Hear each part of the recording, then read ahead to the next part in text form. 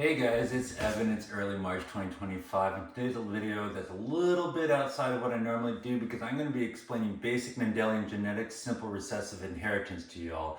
And the reason I'm thinking about doing this is because morphs are such a prominent thing in all parts of the hobby that a fundamental understanding to some patterns of inheritance is really important to existing in the reptile community. And even if you're somebody like me that doesn't focus on morphs, and even if you're somebody like me who doesn't keep albino boas or anything like that, it's something you need to understand just so that you can have fluency within the hobby. So there are different types of inheritance. There's I think the two most common types you will see in the hobby are simple recessive, which I'm explaining today, or what's sometimes called codominant, but it's also known as incomplete inheritance, a different thing, which is different than today's video. But so other than that, I wanted to introduce to you the animal that I pulled out today, and this is a heterozygous for black-eye children's python. And so heterozygous means that it looks normal. You cannot see the gene mutation visually, but you can, but it does carry that genes, and I'm going to explain that in this video. So I actually don't have a ton of animals that have any gene morphs in them, and this is this is the only one that I know for sure that is het for anything in my collection. One of two that I know for sure has it. Not to say that there aren't other mutations hidden because they're non-visual. So one thing I will tell you, the first thing I will tell you about Mendelian genetics in terms of simple recessive is that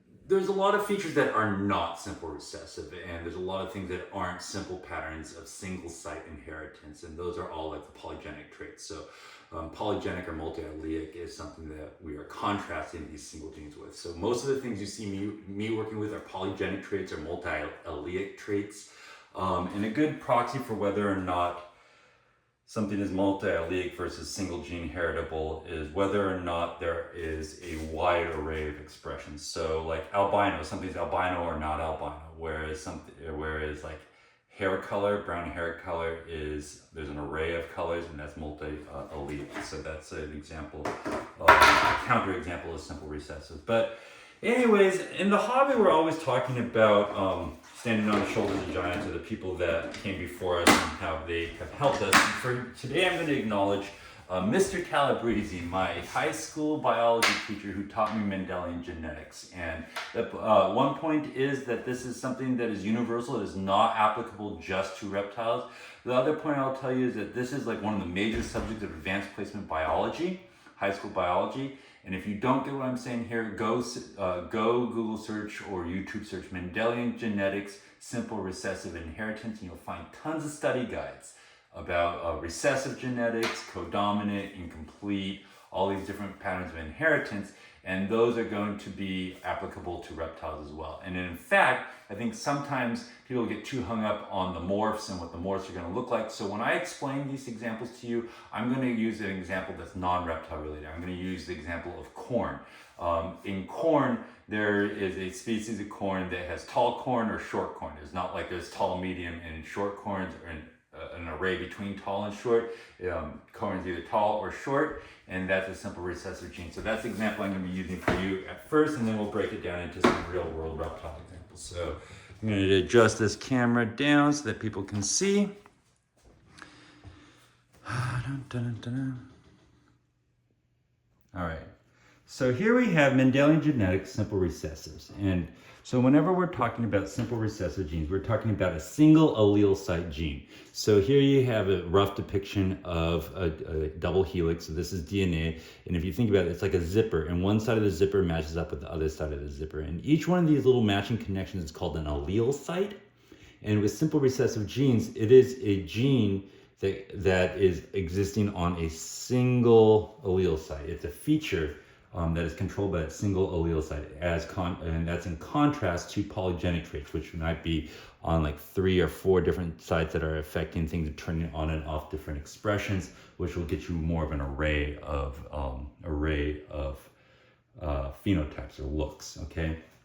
So beyond that, the example we're using today is tall corn versus short corn. Tall corn is dominant, so capital T is used to denote the dominant tall corn gene, and a short corn is recessive, and we're using the lowercase t. So for example, here, if this was dominant If this is homozygous tall on this side, it'd be capital T, capital T.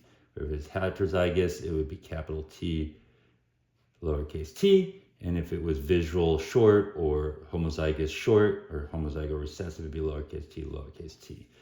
So those just a basic understanding. Another way to say this is genotype is what the genes are, what the genes are actually looking like, and phenotype is what the organism looks like. So here we have homozygous tall. The genes are two sets of tall, T and T, homozygous tall, T, capital T, capital T. That plant is going to be tall. Heterozygous short, here we have capital T, lowercase t. That plant is going to be tall, even though it carries a single copy of the short gene.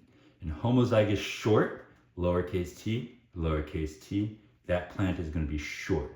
In the reptile world, we sometimes call this a visual recessive, meaning that you can see that it's short.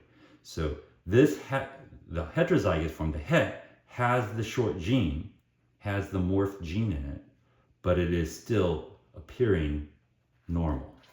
Whereas when you get into a homozygous recessive, you will get a visual or phenotypically short animal, or short plant in this example. So going through some examples here, we're going to do a homozygous tall times a homozygous tall breeding of this corn plant. So that's capital T times capital T, capital T times capital T. So put this into our Punnett square, T, capital T, capital T, capital T, capital T. So one parent is on this side, one parent is on this side. So we have all four of these offspring are going to be 100% capital T, capital T. That is referred to as homozygous tall or dominant. And all those plants are going to be tall. All right. Each one of these squares represents an offspring.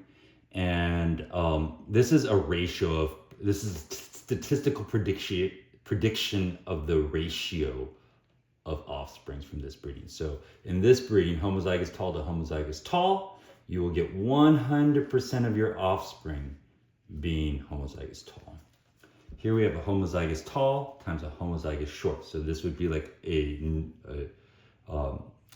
don't want to mix up reptiles too much in this, but this would be like an albino boa times a normal boa. So here we have capital T, homozygous short, lowercase t, lowercase t. So here we have capital T's, lowercase, lowercase. So all of these are going to be big little t.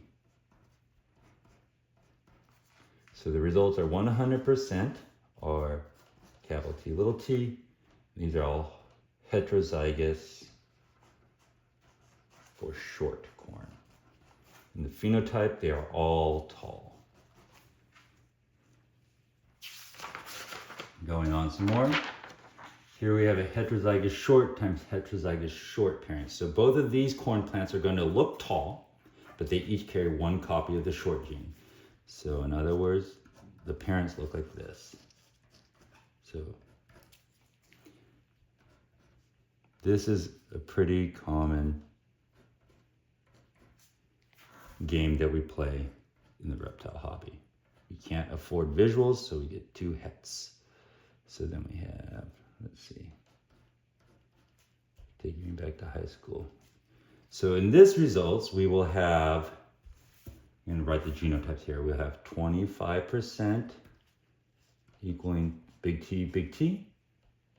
50% will be equaling big T, little t, heterozygous. So, and 25% will be little t, little t. So 25%, this is the genotype, not the phenotype. So this is what's genetically happening. 25% of them will be homozygous tall. 50% of them will be heterozygous short, meaning that they look tall, but they carry one copy of the gene for short.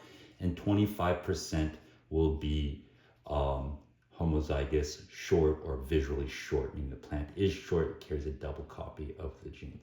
So the phenotype breakdown on these is all these phenotypes, what the plant's actually going to look like. These two are going to be tall. So 75% tall 25% short.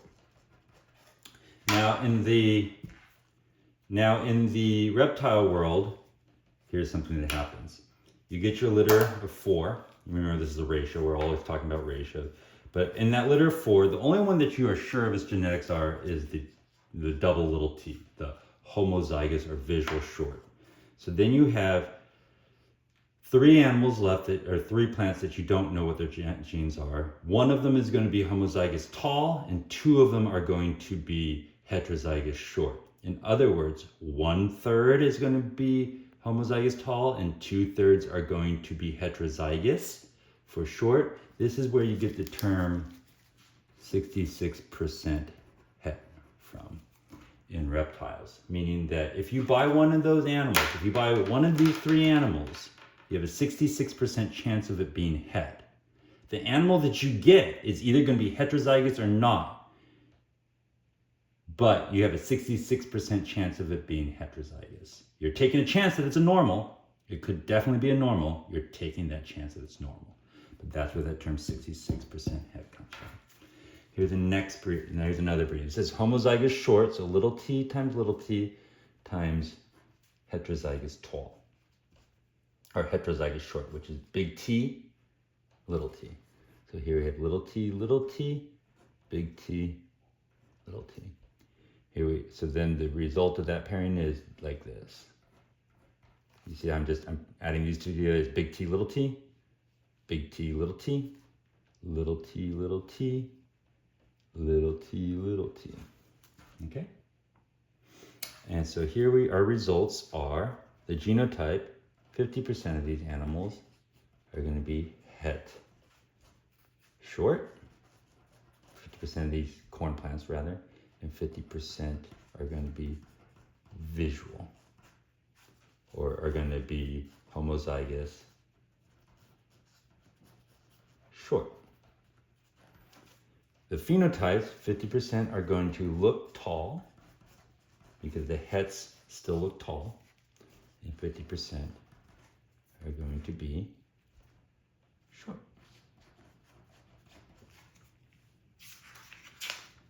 So now we get into some real world examples here with reptiles.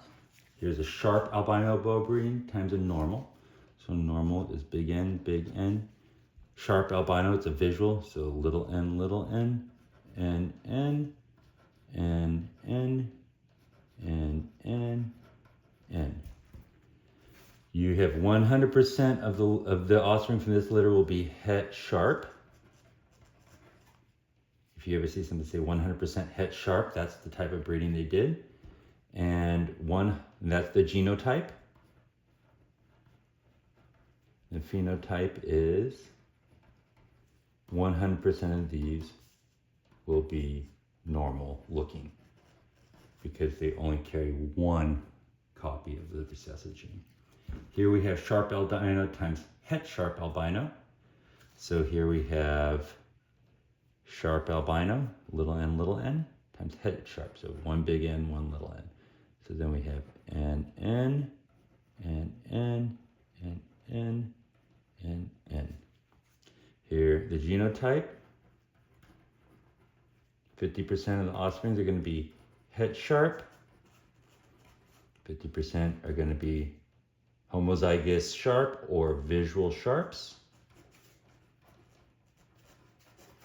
Okay, and of these, the phenotypes, 50% will be normal looking, but still carrying 1 copy, and 50% will be sharp albino.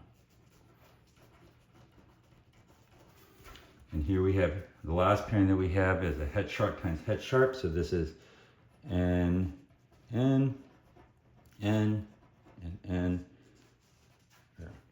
Excuse me. Big N, little n for the one parent, big N, little n for the second parent. So now the results are big N, big N, big N, little n, big N, little n, and little n, little n.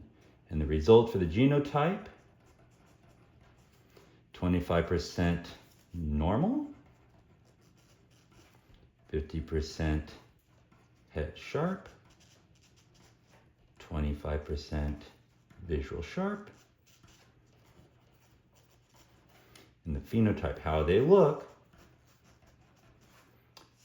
75% of those babies are going to look normal. 25% of those babies are going to be albino. Now remember, of these 75% that look normal, 2 of them are going to be het sharp, and 1 of them is going to be normal. So the 75% that litter that looks normal would be sold as 66% het for albino, meaning that each one of those has a 66% chance of being heterozygous for sharp albino. So that is just a very basic breakdown of some of the really common genetics you will encounter in reptiles. The most simple form and the most common form is simple recessive. I actually don't know that it's the most common form, but it is just a form that is the one that people start off with most often. And so I hope that makes sense to you. If it doesn't make sense to you, go look up some things online, because it doesn't have to be about reptiles specifically, but it's a real fundamental understanding, even if you aren't into morphs. Even if for somebody like me, it's a fundamental understanding, and I hope that helps you guys. Take care. Bye-bye.